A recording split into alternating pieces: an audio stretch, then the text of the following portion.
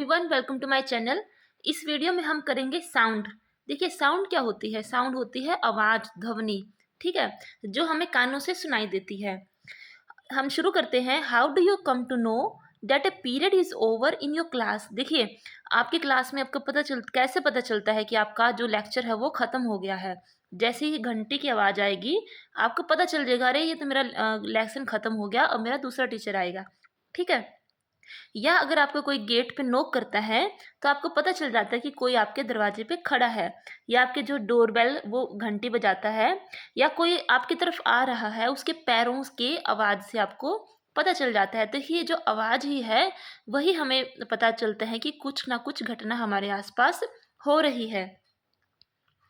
देखिए, आगे है, sound plays an important role in the our life. हमारी लाइफ में साउंड का बहुत ही महत्वपूर्ण स्थान है। It help us to communicate with one another. ये एक दूसरे के साथ कम्युनिकेट करने में हमें हेल्प करती है, मतलब बातचीत का एक जरिया है। We hear a variety of sound in our surrounding. हमारे सराउंडिंग में हमें अलग अलग प्रकार की आवाज़ें सुनाई देती हैं। कभी कुत्ता भौंक रहा है, कभी चिड़िया चहचहा रही है, कभी डोर की घंटी बज रही है, कभी कुकर की जो सीटी है वो बज रही है। तो ये सारी वैरायटी है साउंड्स की, जो हमारे आसपास होती रहती है। In the music room of your school you here the sound produced by musical instrument like flute, tabla, harmonium.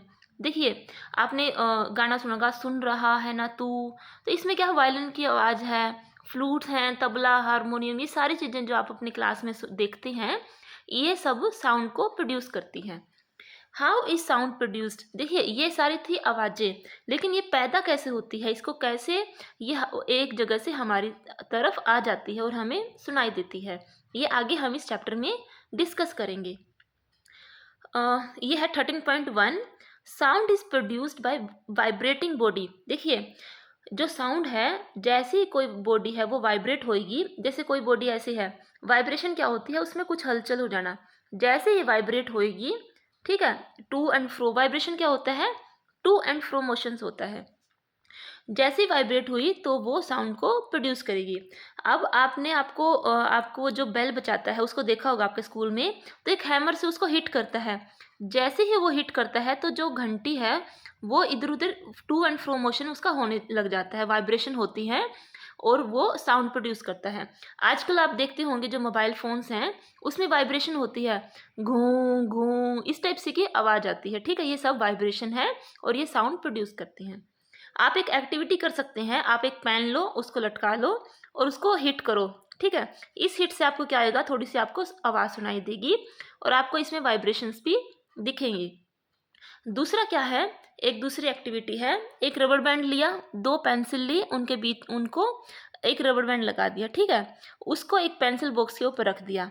अब जब आप उस रबर बैंड को खींचेंगे तो भी आपको आवाज़ सुनाई देगी। ठीक है, ये आवाज़ किसकी वजह से थी, जो टू एंड फ्रो मोशन है, जो टू एंड फ्रो मोशन और बैक और forth motion of an object is called vibration. ठीक है, when a tightly stretched band is plucked it vibrate and produce sound, when it stop vibrating it does not produced any sound.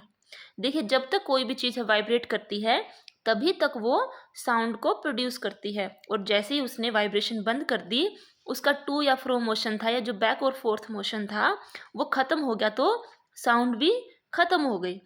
दूसरा क्या कर सकते हैं हम, take a metal dish, pour water in it, strike it at its edge with a spoon, do you hear a sound?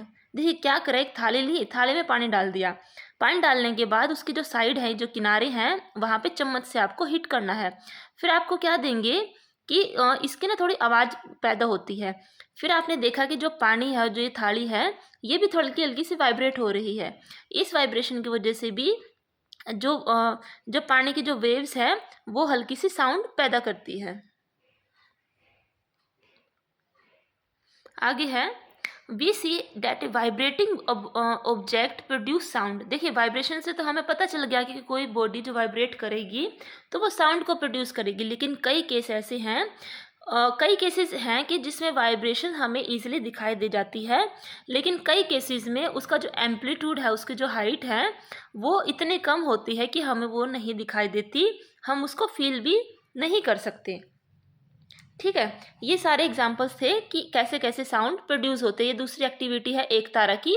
एक तारा को जब आप इसमें ऐसे चलाएंगे इसको, तो इसमें भी वाइब्रेशंस होते हैं इसकी तार में।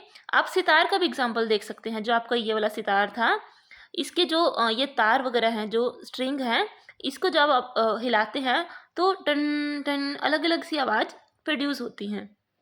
ऐसे ही जो तबला है, तबला के यहाँ पे अगर जब हम हाथ से ऐसे प्रेस करते हैं तो आवाज़ प्रोड्यूस होती है। ये इन सब में वाइब्रेशन होती है, और जो वाइब्रेशन ही उस कारण है उसका आवाज़ प्रोड्यूस करना। देखिए जो तबला है, तबला को जब हम ऐसे प्रेस करते हैं तो उसकी जो मेम्ब्रेन है वो स्ट्रेच हो जाती है, ऊपर वाला हिस्सा, और वो मूव करता है। और जो वीणा है, वीणा की जो स्ट्रिंग है, जो उसकी तारें हैं, वो उसमें वाइब्रेशन होती हैं और फिर साउंड प्रोड्यूस करती है। देखिए आपने कई इंस्ट्रूमेंट हैं, जैसे मंजीरा हो गया, घातम हो गया, या मड पोट्स हो गए। ये सारे हैं जो करताल हैं, ये सारे म्यूजिकल इंस्ट्रूमेंट हैं। हमारी कंट्री के डिफरेंट डिफरेंट पार्ट्स में इनको यूज़ किया जाता है, और ये सारे या तो इनको पीटा जाता है या इनको स्ट्रक किया जाता है, तब आवाज़ प्रोड्यूस होती है। देखिए मंजीरा क्या है, ये जैसे आप कीर्तनों में भी देखते होंगे, या जो जैसे दुर्गा पूजा या कोई भी पूजा होती है, गंगा आरती, तो उसमें इसको यूज़ किया जाता है, और ये अच्छी साउंड प्रोड्यूस करती हैं। घातम क्या होता है, ये नॉर्मली हरियाणवी जो रागनियाँ वगैरह होती हैं उसमें क्या है, इस मटके को पीटा जाता है, ठीक है, उससे आवाज़ प्रोड्यूस होती है। देखिए पहले क्या थे, ये इतने सारे इंस्ट्रूमेंट नहीं होते थे, तो देसी चीज़ें ही लोग यूज़ करते थे और उससे ही वॉइस प्रोड्यूस करते थे, साउंड। अगला एक्टिविटी क्या है कि आपको कुछ टम्बलर लेनी है, ठीक है।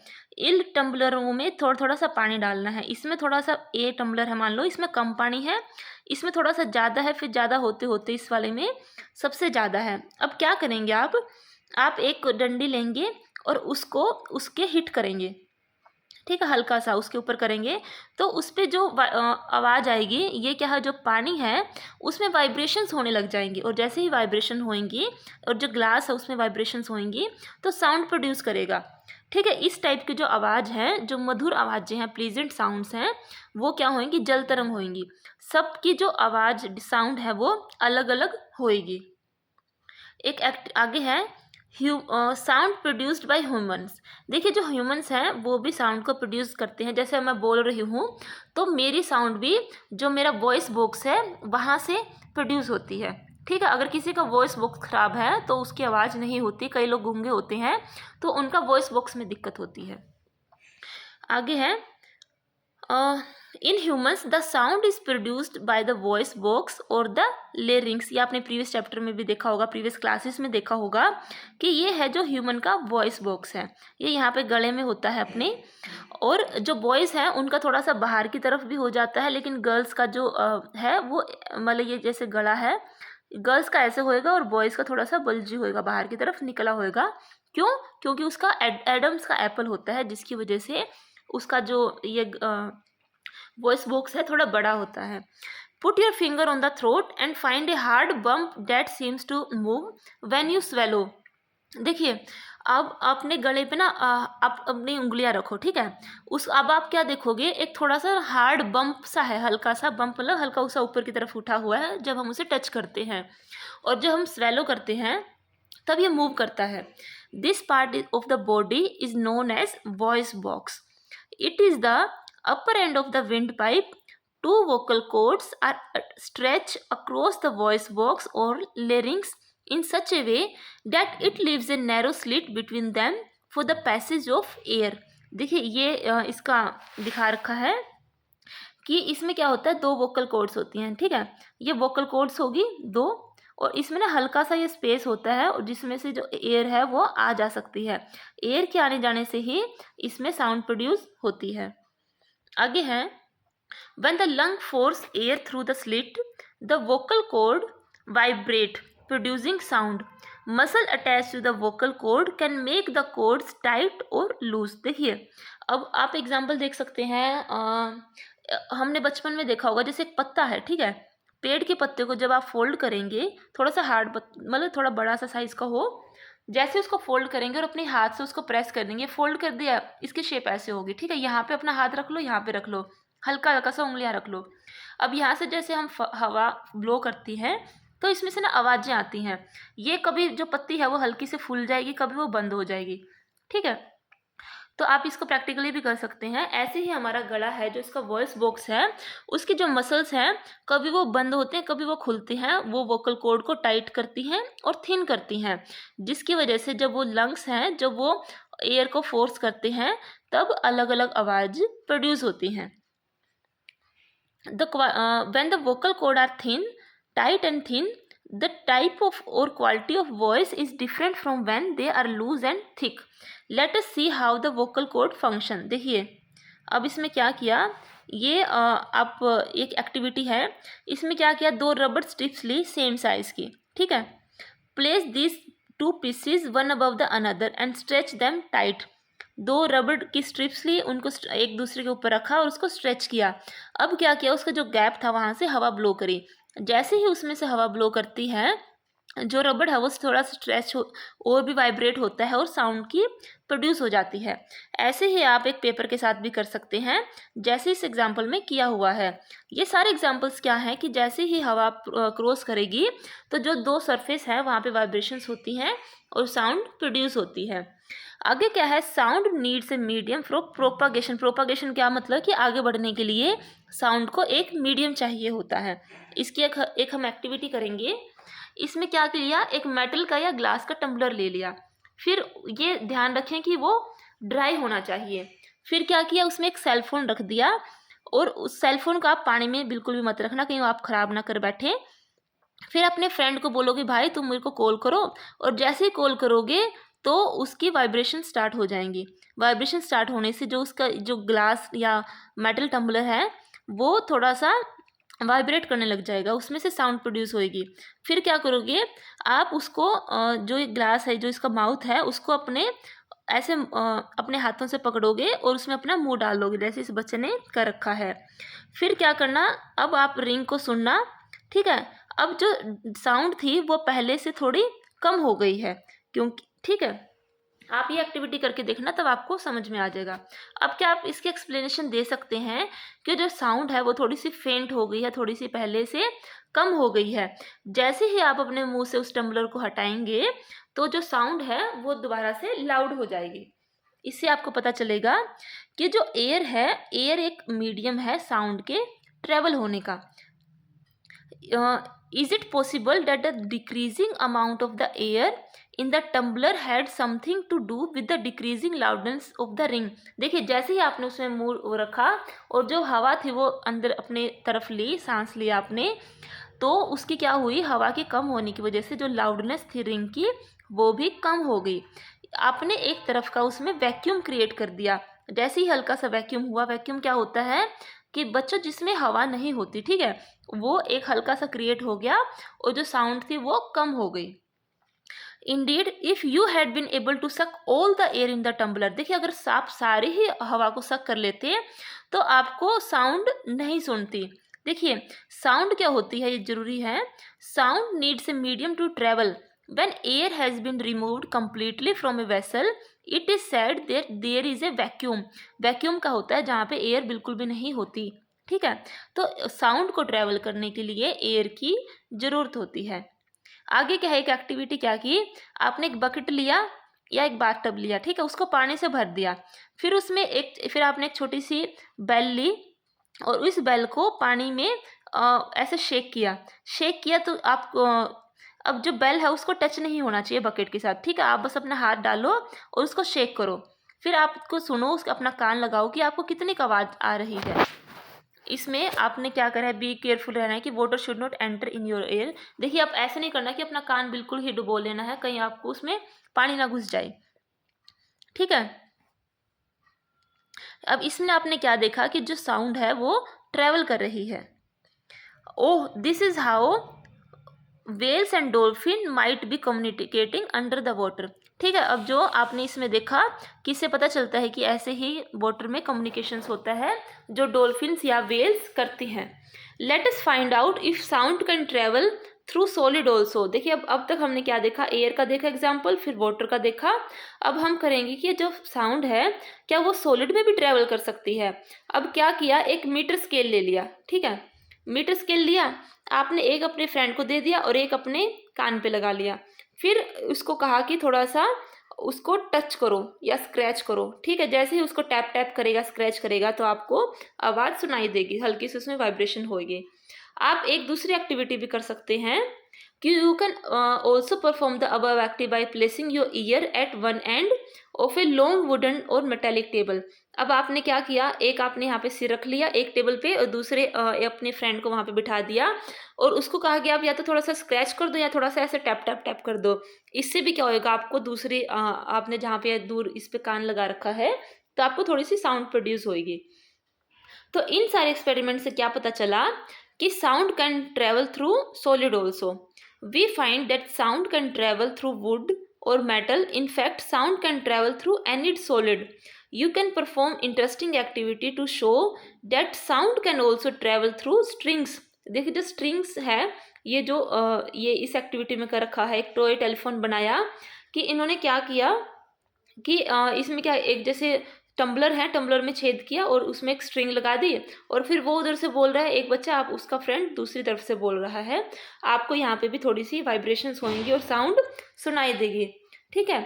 अब तक हमने समझा कि that vibrating object produce sound and it is carried in all direction in a medium. एक मीडियम की हेल्प से जो वाइब्रेशंस हैं, कोई भी ऑब्जेक्ट प्रोड्यूस करता है उससे साउंड प्रोड्यूस होती है और वो सारे डायरेक्शन में चली जाती है। और जो मीडियम है वो गैस भी हो सकता है, लिक्विड भी हो सकता है और सॉलिड भी हो सकता है। आगे है हम ये जो साउंड है वो कैसे सुनते हैं।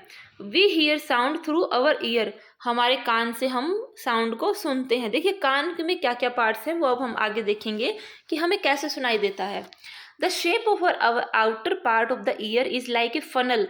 देखिए जो शेप है, जैसे यह हमारा कान है, ठीक है, इसमें इसकी जो शेप है वो फनल जैसी है, फनल ऐसी होती है, ठीक है।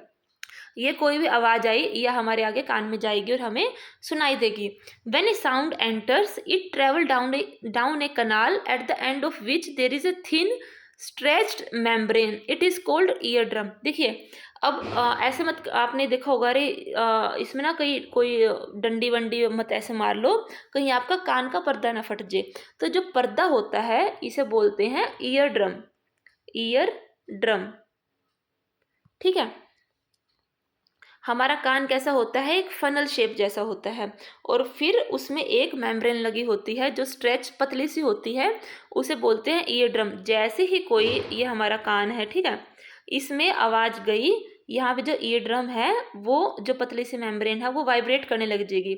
उस वाइब्रेशन से हमें सुनाई देगा कि क्या क्या आवाज़ें थी। अब इन्होंने एक एक्टिविटी फिर कर रखी है। एक प्लास्टिक या टिन का कैन लिया, इसको एंड्स को काट दिया, फिर क्या किया, stretch a piece of paper balloon across one end of the, फिर क्या किया, इस पे बैलून लगा दिया, ठीक है।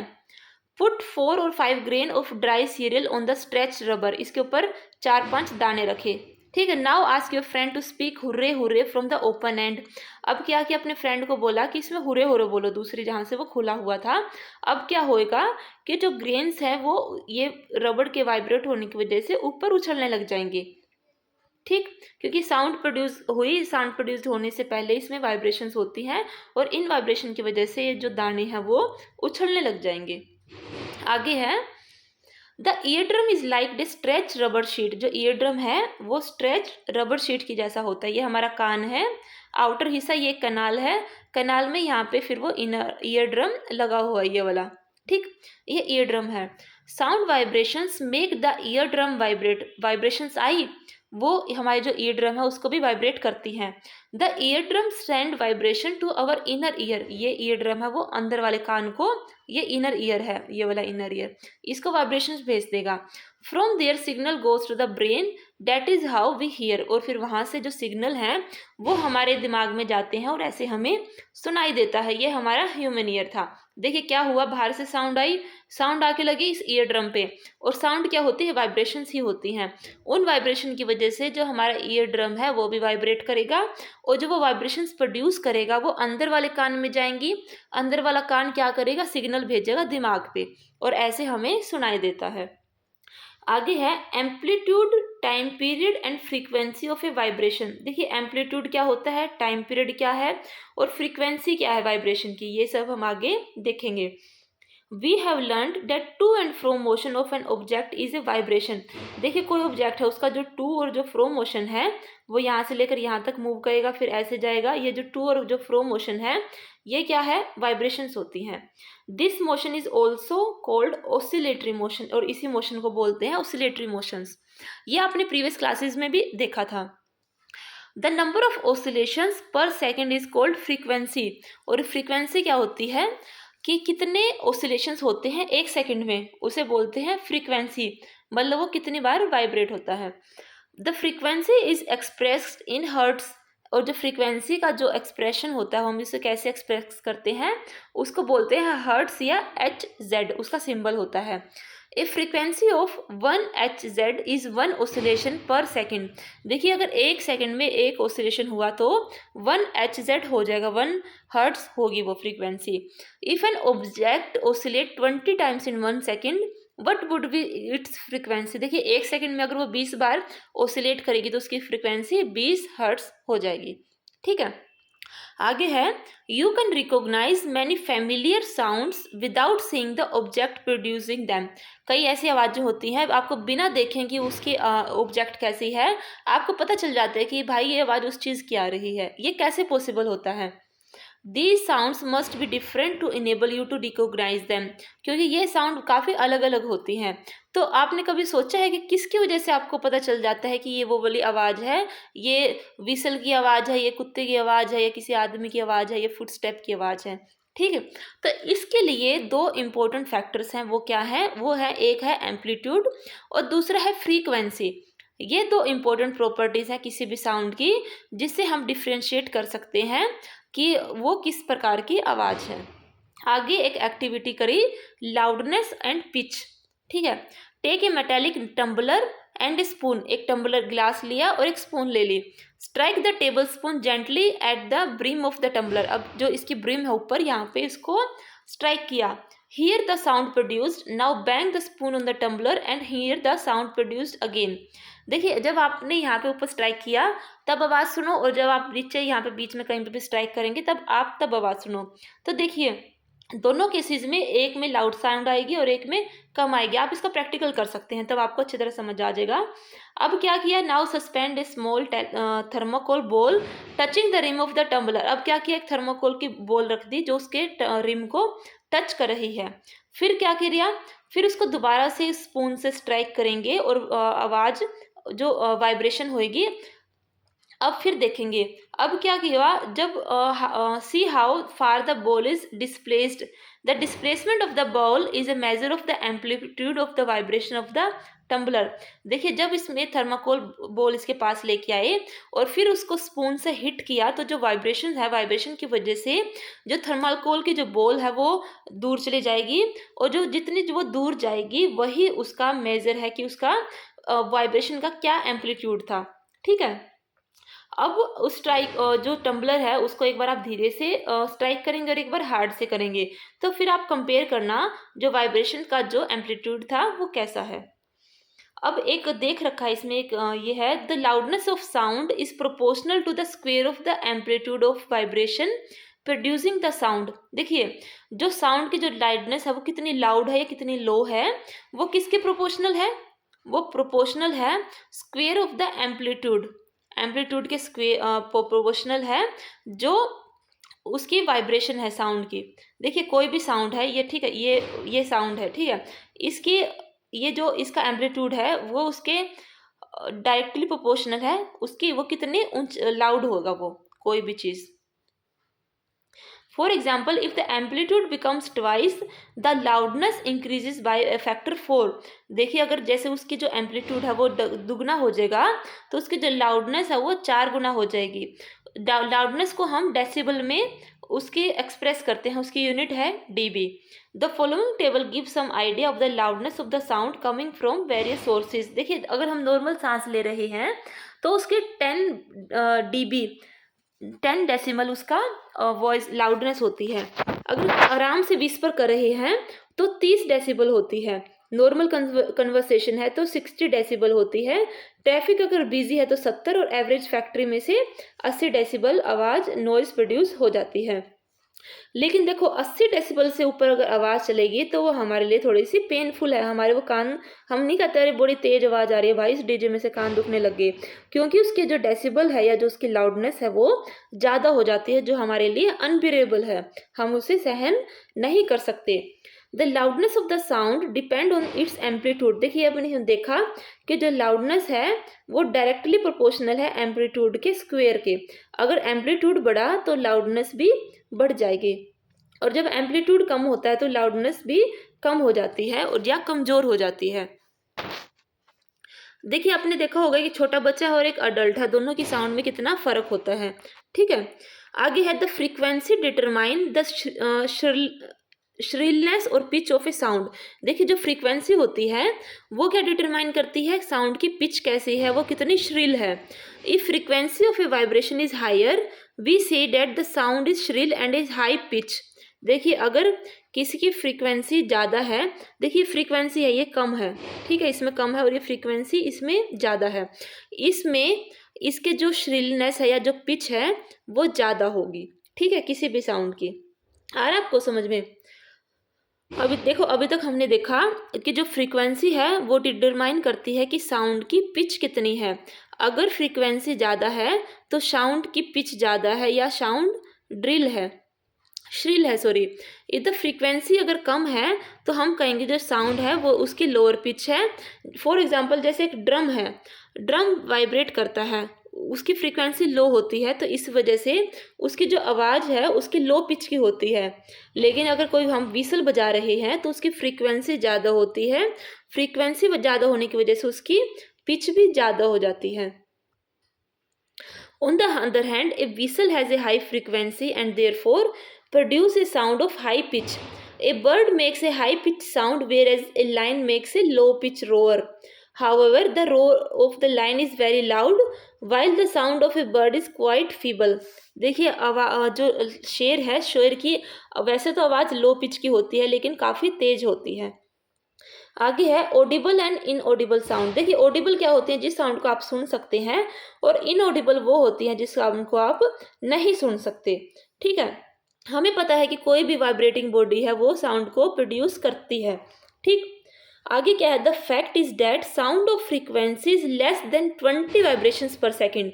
कि मतलब देखो जो वाइब्रेशन 20 Hz है उससे कम होती हैं वो हमारे जो ह्यूमन के कान है उसको डिटेक्ट नहीं कर पाती। ठीक है, और ऐसी साउंड्स कौन सी होते हैं, इनऑडिबल, हम उसको नहीं सुन सकते। On the other hand the sound of frequency higher than 20,000 vibrations per second, मतलब कि 20 kilohertz, 20 kilohertz, 20 kilohertz से भी ज़्यादा जो साउंड्स होती हैं हम उनको भी नहीं सुन सकते, वो भी हमारे लिए इनऑडिबल होती हैं। देयरफॉर जो ह्यूमन ईयर है वो 20 हर्ट्ज से लेकर 20,000 हर्ट्ज तक की जो आवाज़ है उसके बीच की आवाज़ को सुन सकता है।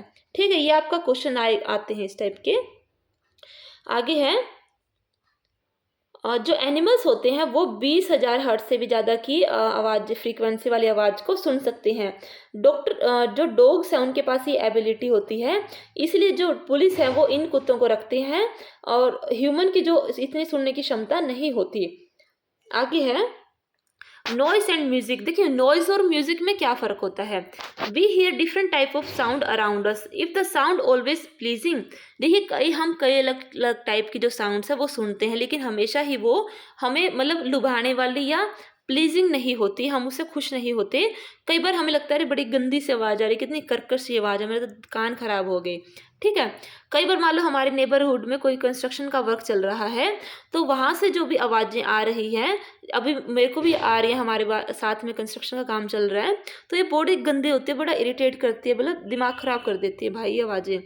तो हम इन चीज़ों को, इन आवाज़ों को, या जो बस के जो हॉर्न है, जो ट्रक के हॉर्न हैं, ये सारे हमारे लिए नॉइज़ होती हैं। नॉइज़ क्या, हमें ये अनप्लीजेंट जो साउंड होती हैं उसे नॉइज़ बोलते हैं। देखिए क्लास में बच्चे एकदम बोलना शुरू कर देते हैं तो टीचर क्या कहेगी, यार इतना शोर मत मचाओ भाई।